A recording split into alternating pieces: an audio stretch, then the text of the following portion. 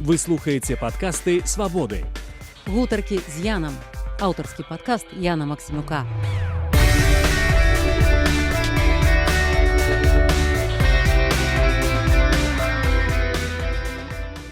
Яна народжаная не ў жанры класічнай балады, а я сказаў бы на бязмежжы літаратурных жанраў.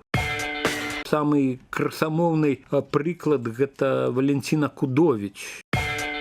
3 кнігі ў мяне выйшла па-польску. Мне хацелася наладзіць у Маскву карную экспедыцыю. Хіба толькі пінгвіны не адгукнуліся з Антарктыды.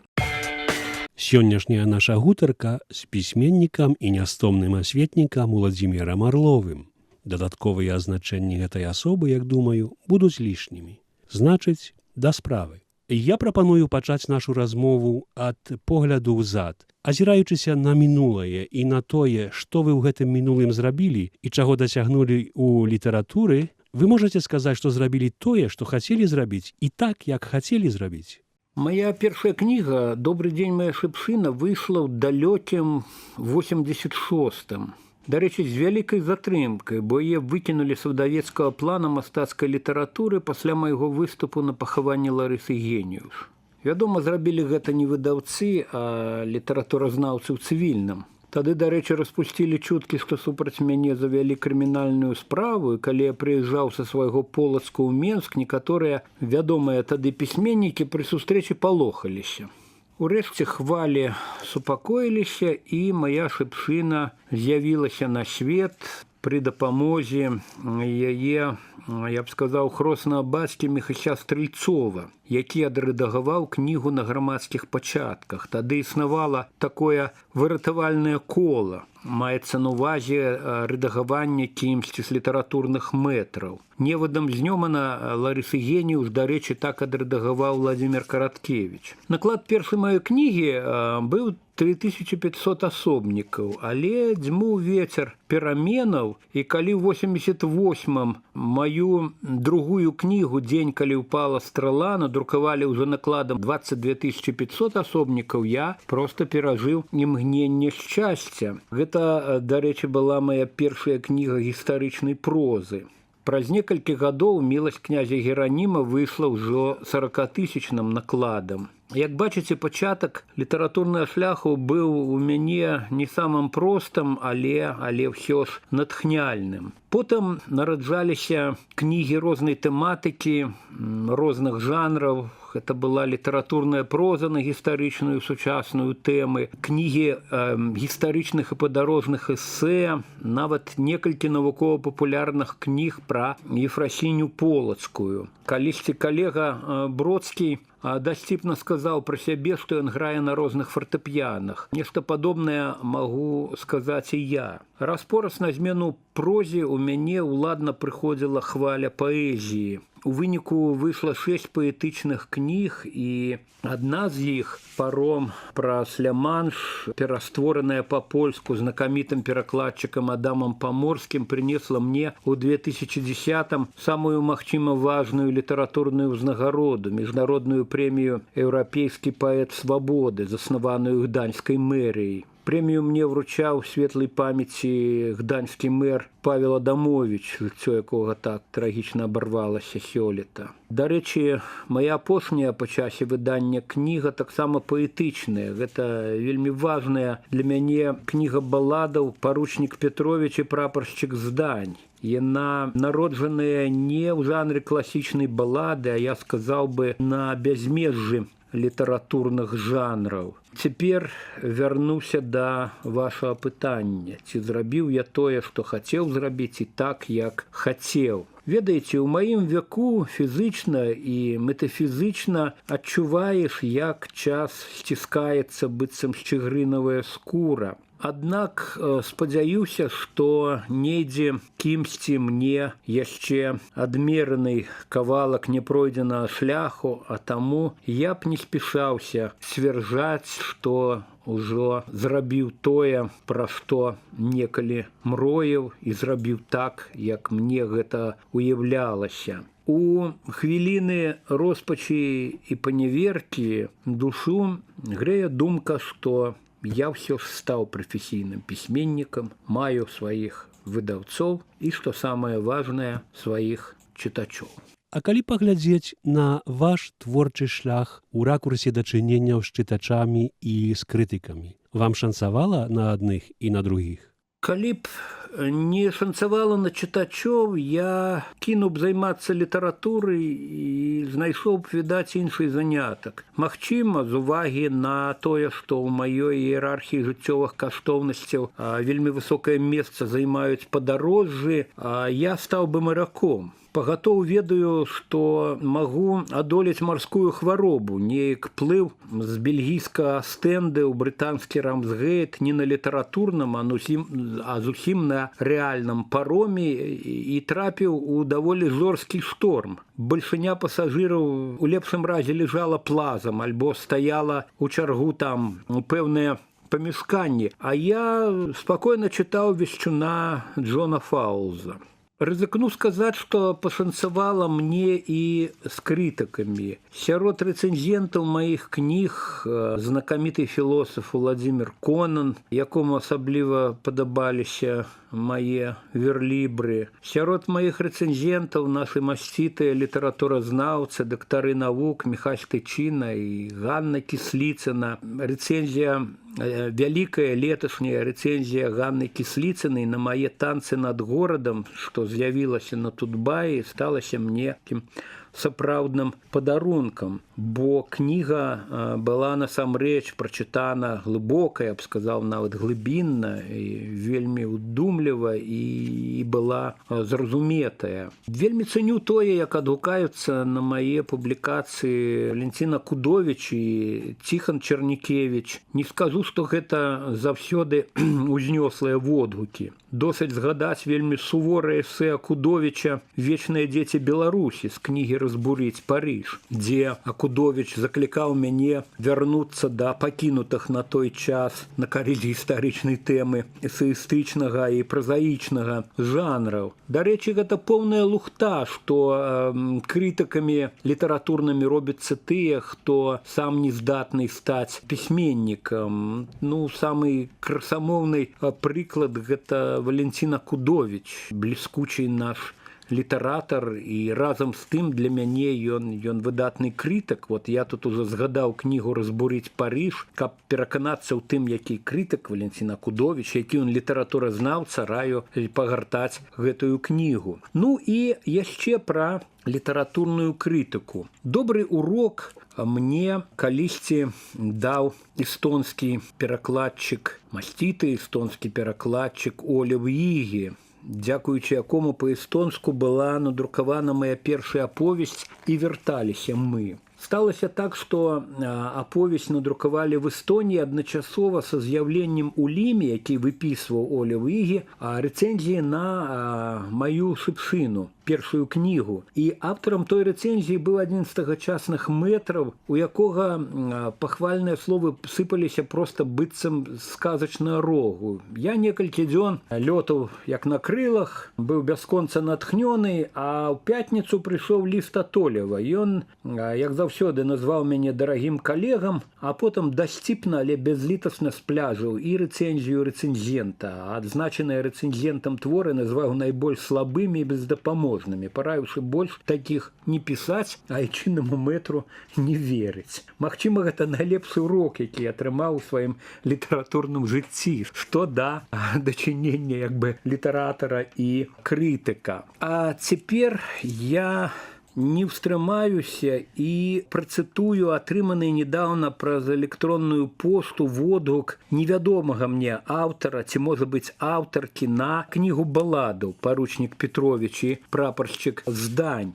Вось, паслухайце, цытую: «Не, гэта не пра зомбі, не пра вайну, а не пра гераічнае паўстанне з рамантычным каханнем. Тут няма ўцямнага сюжэту, гісторыя бруіцца праз анфіляду іншых музычных і літаратурных твораў, добрых і розных. Каштоўныя рэчы нанізаныя на нітку з павуціння пачуццяў героя. Вох, герой тут, канечне, ёсць. Разам з ім смакую слодач віна, ці жар латаў, выстрыню адзіноты, блукаю ў сутонні вершаў. Не, гэта не вершы, гэта шыфраванае пасланне. Тым старым кодам, калі стужка з пісьмёнамі навіваецца на адмысловы прадмет, і толькі так можна яго прачытаць. Я гэты прадмет. Я не бачу паслання, я адчуваю, як літары паляць маю скуру. Я чытаю іх знутры, з таго боку. Ну вось, перажываеш, канешне, хвіліну шчасця, хвіліну натхнення, калі атрымліваеш такі вось водгук ад незнаёмага мне, можа быць, пакуль што незнаёмага мне чытача.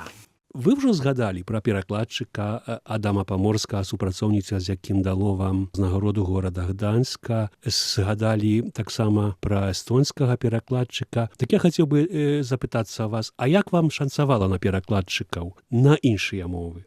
Што да Олева Ігі, то я удзячны яму як майму першаму перакладчыку, што было зусім нетыпова, бо тыя часы пераважная большасць маладых беларускіх літаратараў перакладаліся спачатку на расейскую мову, а мяне вось адразу пераклалі на эстонскую, прычым для мяне гэта быў вялікі гонар, бо Олев Ігі, той мудрый стары з вострава Саарема, перакладаў Васіля Быкова, Анна Мележа, Янку Брыля. 3 кнігі ў мяне выйшла па-польску. Апроч парома праз Ля-Манш было 2 кнігі прозы, рэквіем для Пілы Мотаровай і каханак ей высокосці. І тут я удзячны вам, Ян, а таксама Галіне Максімюк, Чеславу Сеніху, Олегу Латышонку, Кастусю Бондаруку, якія таксама пераклалі некаторыя апавяданні і аповесці з тых кніг. І вам яшчэ я удзячны за вашыя прадмовы і паслеслоўі, а таксама за бліскучую вынаходлівасць у цяжкіх выпадках, як скажам, у апавяданні маім «Рыба ды іншыя».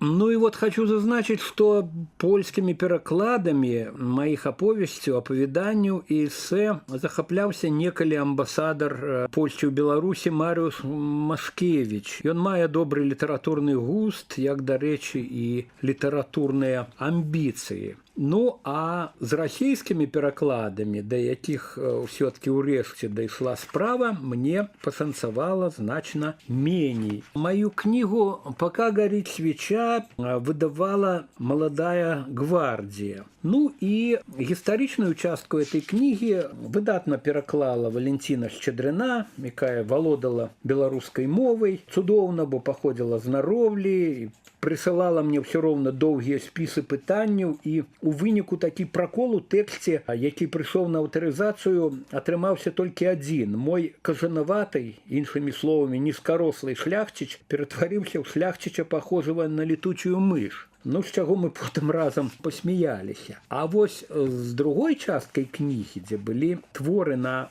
сучасную тэму, атрымалася зусім іначай. Яе прасоўваў да расейскага чытача нейкі загадкавы перакладчык Пяцібратаў, які на сувязь са мной не выходзіў і як бы і не хацеў выходзіць. Ён быў то на летучцы, то захварэў, то ездзіў у Ханты-Мансійск. І вось нарэшце па маім патрабаванням мне прыслалі ўсё-такі на аўтарызацыю і ягоны пераклад, і у выніку я мусіў нанова перапісваць практычна кожны сказ.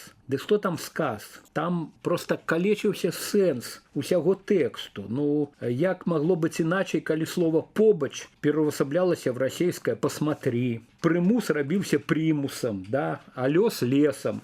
Просто анекдотычныя выпадкі. Запалкі рабіліся зажигалкамі, ну это яшчэ не самы горшы выпадак. Нядзеля беларуская рабілася недзеляй расейскай. Вось. Ну, але все-таки гэты перакладчык час ад часу, трэба аддаць яму належнае, зазіраў слоўнік. Прынамсі, ён зрабіў так аднойчы, як мне памятаецца. І з этого слоўніка ён даведаўся, што абраз, мой абраз, які вісеў на сцяне, гэта аскарбленне. Гэта аскарбленне было павешана на сценку гэтым перакладчыкам. Мне хацелася наладзіць у Маскву карную экспедыцыю. Вось. Я ты Пяцібратаў, якога я ахрысціў для сябе Прайдзісветавым, а як высветлілася, не з'яўляўся адной асобай, а за гэтым брацкім псевданімам цэлая хеврачка такая невялікая Лід Прайдзісветаў. Як бы хавалася, якая лічыла, што беларуская мова гэта амаль тое, што расейская. Але, на шчасце, мне шанцавала з іншымі перакладчыкамі. Дзякуючы балгарцы Пенцы Кыневай, якая пераклала ордэн белай мышы, яшчэ шэраг маіх апавяданняў, повесцяў, я атрымаў колькі гадоў таму прэмію балгарскую імя іхня класіка Алека Константинова. Вот. Удзячнымі словамі я б згадаў чэшку Францішку Соколову, немца Норберта Рандова, літоўку Альму Лапінскіне. На украінскую мову мяне выдатна пераклаў Александр Ірванец, якім мы надзіва блізкія па свайму светаўспрыманню. Ну і калі казаць пра самы апошні час, то па-нямецку пры канцы мінулага года выйшла ў перакладзе Андре Бёма моя кніжка «Краіна Беларусь», а Джим Динглі, прафесор Лондонскага універсітэту, пераклаў спачатку «Краіну Беларусь» на ангельскую мову, а цяпер і Вялікае княства літоўскае. Зусім недавно ў Лондоне была прэзентацыя этой кнігі. Все гэтыя перакладчыкі працавалі з арыгіналам. Я б сказаў, што я ганаруся, што на 26 цяпер моваў перакладзена маё эсэ «Незалежнасць гэта», якое, на жаль, у нашых шыротах не страціла дагэтуль актуальнасці. Вот. І сярод гэтых перакладчыкаў быў перакладчык на чеченскую мову паэт і палітык Зелимхан Яндарбиев, які быў аднакурснікам нашага Леаніда Голубовича на маскоўскіх вышэйшых літаратурных курсах. І я думаю, што таксама перакладаў арыгіналу. Вы слухаеце падкаст «Гутаркі з Янам». Сённяшні госць падкасту Уладзімір Арлоў. Мы пытаем пісьменніка пра тое, чаму яму так моцна падабаецца пісаць на гістарычныя тэмы і чаму ён да гэтага часу не напісаў яшчэ доўгага раману. Уладзімір, цяпер будзе так званае пытанне рубам. Чаму вы не напісалі аб'ёмістага гістарычнага раману, памерам з «Каласы пад сярпом тваім» Караткевіча, або нешта накшталт «Крыжаносцаў» Генрыка Сенкевіча? Не хацелі, нечага не хапіла? Калі так, дык чаго? Тэмы, смеласці, можа, натхнення? Ведаеце, Ян, тут атрымліваецца такая цікавая гісторыя і неадназначная. У 94 годзе выйшлі мае таямніцы полацкай гісторыі, такі важкі том з амаль 20 вялікімі літаратурнымі эсэ. На той момант я ўжо меў некалькі кніг гістарычнай мастацкай прозы і быў уражаны, што якраз на таямніцы, на кнігу эсэ я атрымаў нязмерна больш водгукаў, чым на ўсе папярэднія кнігі. Мне напісалі, інтэрнэту тады не было, з розных краін. Пісалі палачане і проста беларусы, і людзі, якія нейкім чынам жылі тут на нашай зямлі. І ведаеце, нават з Аўстраліі напісалі. Хіба толькі пінгвіны не адгукнуліся з Антарктыды. І давялося рабіць новае выданне, хоць першае выйшла такім накладам прыстойным 15 000 асобнікаў, потым выйшла яшчэ адно, цяпер іх ужо здаецца 7 з улікам аўдыакнігі. І вось у той час я раптам зразумеў, што чытач значна больш за мастацкую літаратуру на гістарычныя сюжэты чакае якраз кніг такога кшталту, як таямніцы. Вядома, гэта было звязанае з тым, што мы ўжо жылі ў незалежнай Беларусі, адбываліся змены ў свядомасці, асабліва тады, на пачатку 90-х. Беларусам, ці дакладней, можа быць, іхняй нацыянальна арыентаванай частцы, таксама даволі значнай, хацелася пераканацца, што ў дзяржавы ёсць важкі гістарычны пашпарт. І для гэтага было недастаткова кніг Уладзіміра Караткевіча, Кастуся Тарасова, Леаніда Дайнекі, Вольгі Іпатавай ці Уладзіміра Арлова. Чытач хацеў пацверджання, хацеў пераканацца, што такая гісторыя, такія героі, такія падзеі сапраўды існавалі. Узнялася хваля цікавасці і попыту менавіта на літаратуру вот такого кшталту, як таямніцы, або як моя кніга «Адкуль наш род», або маёй пазнейшай краіны Беларусі ілюстраванай гісторыі, створанай разам з мастаком Змітром Герасімовічем. Таму, калі хочаце, я свядома ахвяраваў сваімі чыста літаратурнымі задумамі тады. Но наконт смеласці, паверце, яе таксама трэба было немало, каб стварыць, ды яшчэ і выдаць такія фаліянты, як «Краіна Беларусі, Вялікае княства Літоўскае». Што яшчэ мяне натхняла на такую літаратуру? Тое, што я пачаў адчуваць, як мае словы,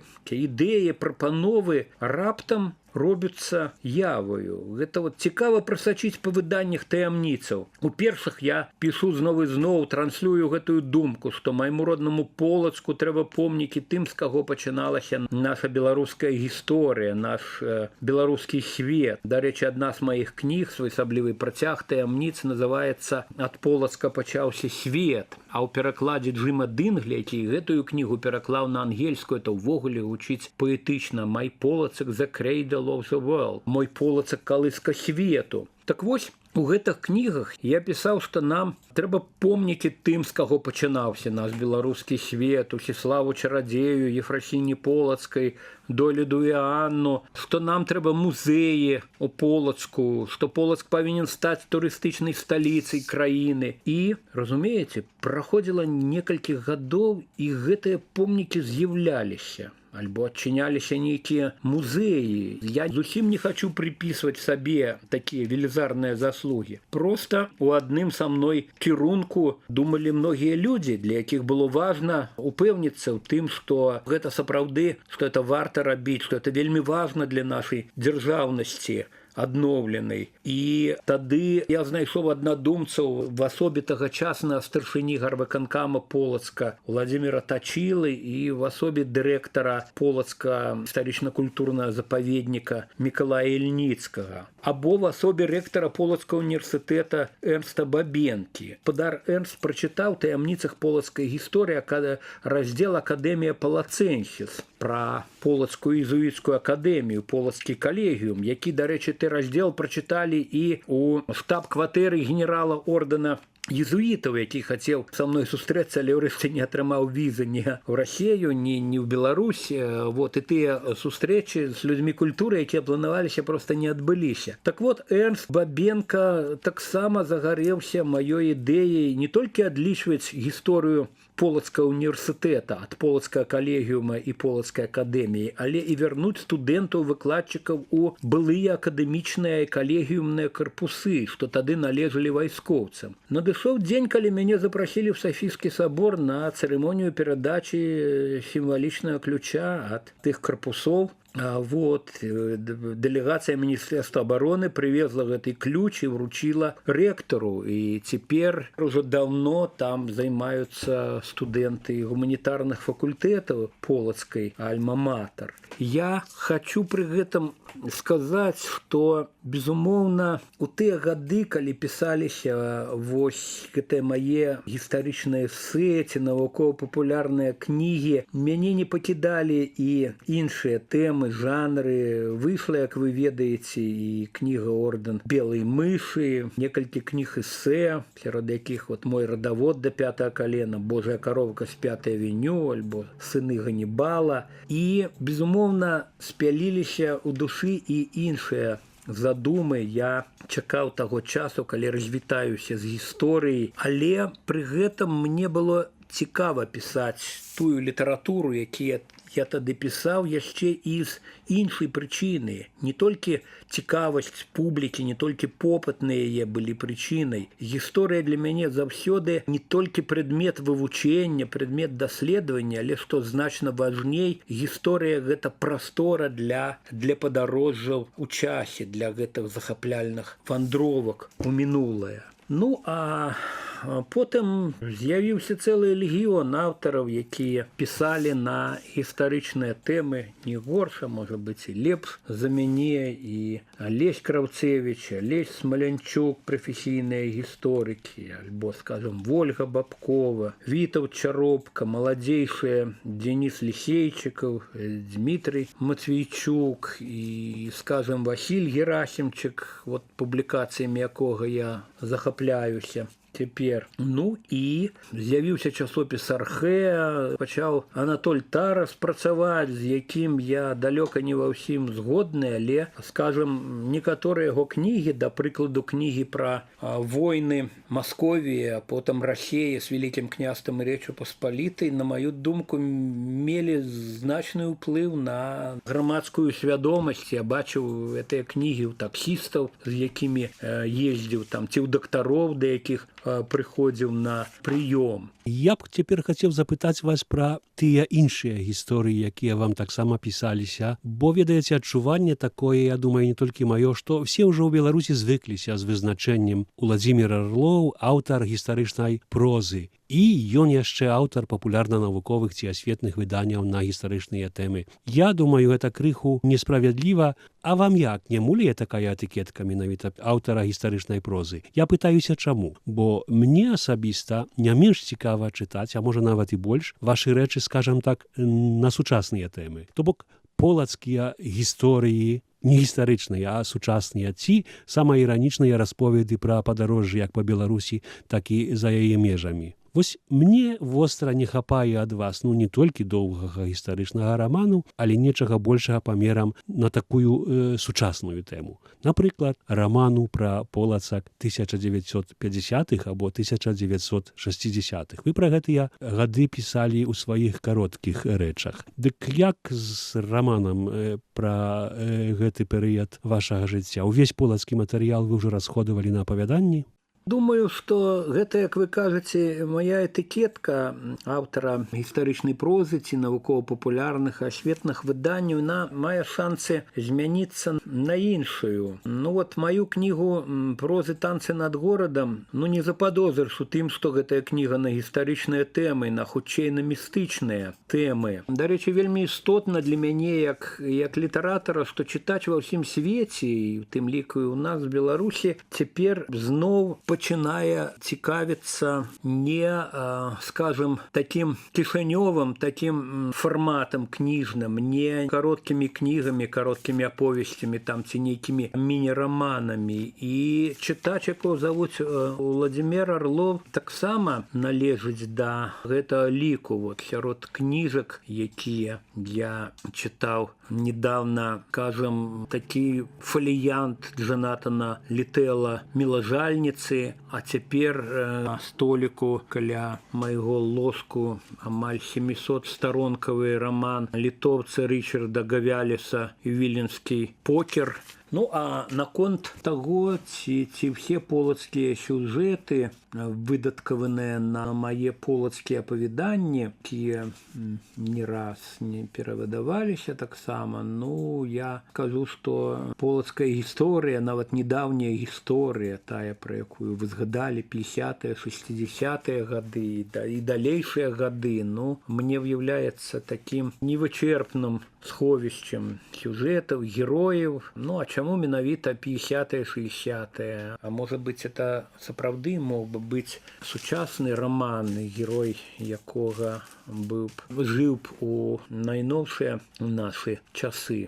Уладзімір, а што вы пішаце цяпер? Пішацца нешта новае? На гэтае пытанне, Ян, я адкажу вам словамі маёй незабыўнай бабулі, сапраўднай ведзьмаркі, пра якую я пісаў у маім радаводзе да 5-го калена, в імёнах свабоды, кнізе, якая выйшла ў бібліятэцы свабоды. Дык вось маёй бабулі Аўгінні належыць такая мудрая парада. Сапраўдны афарызм, які я, дарэчы, ні ў якіх выданнях, прысвечаных народнай творчасці, не сустракаў. Бабуля казала: «Не ў час скажаш, шатан на дарозе ляжа». Выдатна. Не ў час скажаш, шатан на дарозе ляжа. Таму я, як чалавек прымхлівы, верны ўнук сваёй бабулі, на гэтым спыніўся в адказе.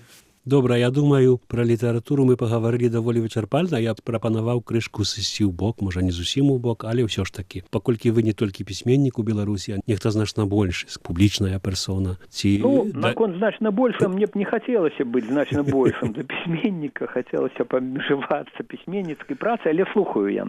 Маё наступнае пытанне будзе такое. Як вы ацэньваеце сённяшнюю гістарычную свядомасць беларусаў, калі ўзяць не самую прасунутую ў гэтым пляне частку грамадства, а ўсе 9,5 мільёнаў? Ёсць шанец, кажучы канкрэтна, што ўгодкі БНР будуць святкавацца на дзяржаўным узроўні ў нейкай агляднай перспектыве? Я перакананы, што агульная гістарычная свядомасць разам з мовай бароніць межы дзяржавы лепей за любую армію. І, здаецца, гэтая ісціна даходзіць ужо і да вышэйшых паверхаў цяперашняй улады, іначай там не загаварылі б пра канцэпцыю інфармацыйнай бяспекі Беларусі, пра якую мы недавно пачулі. Пабачым, якім будзе вынік гэтых размоў, ці не застанецца ўсё проста рыторыкай. Памятаю, на пачатку 90-х гадоў на беларускім тэлебачанні абмяркоўвалася ідэя адмысловай гістарычнай тэлепраграмы, якая у перспектыве магла перарасці ў гістарычны канал, і мяне туды сваталі адным з вядоўцаў.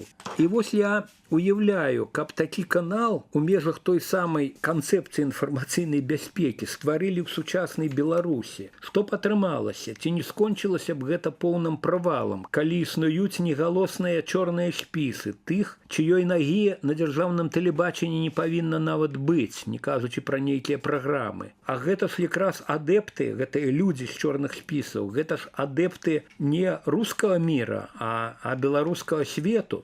Ну, а наконт угодкаў БНР паглядзім, як усё адбудзецца сёлета. Чакаць засталося зусім недоўга. Недаўна ўлада гучна адсвяткавала 100годдзя камсамола. І калі на дзень волі зноў пачнецца хапун, адразу стане зразумелым, чаго вартая гэтая іхняя канцэпцыя бяспекі. Паколькі вы згадалі мову як аднаго з абаронцаў межаў краіны, дык я не магу вам не паставіць гэтага пытання. Вось Валянцін Акудовіч, так расхвалены вамі, сцвярджае, што пытанне беларускай мовы не адыгрывае ніякай істотнай ролі ў фармаванні сучаснай беларускай нацыі. Вы з гэтым згодны? Ну і наогул, ці тое, што сфармавалася пры Лукашэнцы за апошнія 25 гадоў, гэта нацыя ці не?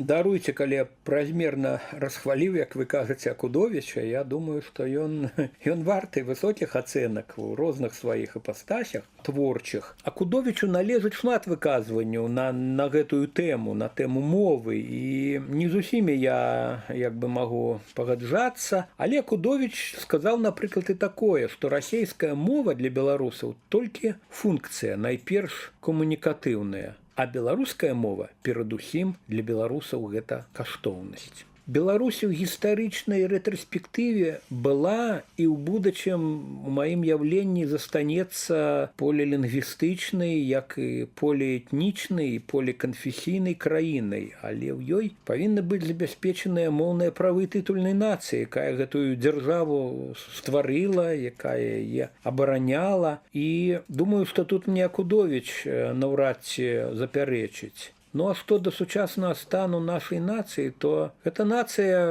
відавочна для кожнага, хто думае, не вядзе расліннае існаванне. Гэтая нацыя ў выніку палітыкі цяперашняй улады застаецца недафармаванай. І сярод прычынаў гэта недафармавання. Моўная палітыка, ці дакладней антыпалітыка, што да беларускай мовы, якую праводзіць цяперашні рэжым.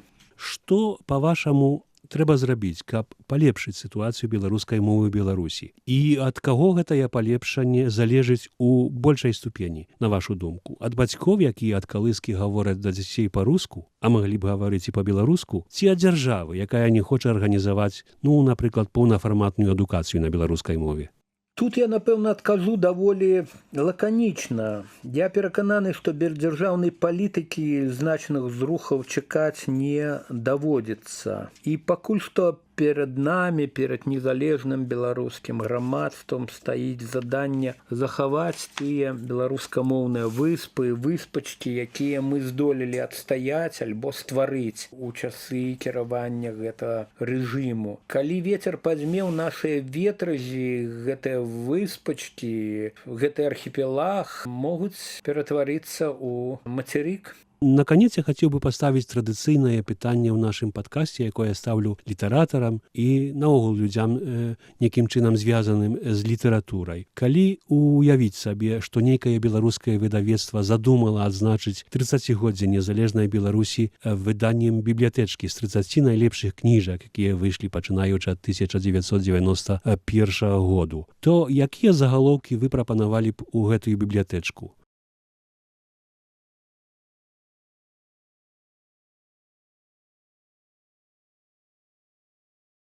Ведаеце, Ян, я тут, відаць, вас расчарую, бо я не рызыкнуў скласці такі спіс, нават у скарочаным фармаце. Для мяне заўсёды было велізарнай пакутаю ствараць нейкія рэйтынгі ў якасці эксперта. І на гэта заўсёды ішоў не адзін дзень, і ўсё роўна заставалася адчуванне нейкай недакладнасці, нейкай незавершанасці, нейкай урэшце памылковасці. І я ўжо даўно адмовіўся ад складання нейкіх спісаў, але калі хтосьці складзе такую пакуль віртуальную бібліятэчку, я мару, каб там апынулася і не сціпла мару, каб там апынулася і нешта маё. Няхай сабе хоць краіна Беларусь, створаная з мастаком, з Метром Герасімовічем, ці айчына, якую мы зрабілі разам з Паўлам Татарнікавым. А што з вашым праектам «Імёны свабоды», які аказаўся адным з самых паспяховых выдавецкіх праектаў у бібліятэцы свабоды? Будзе нейкі працяг, ёсць, скажам, матэрыял для працягу?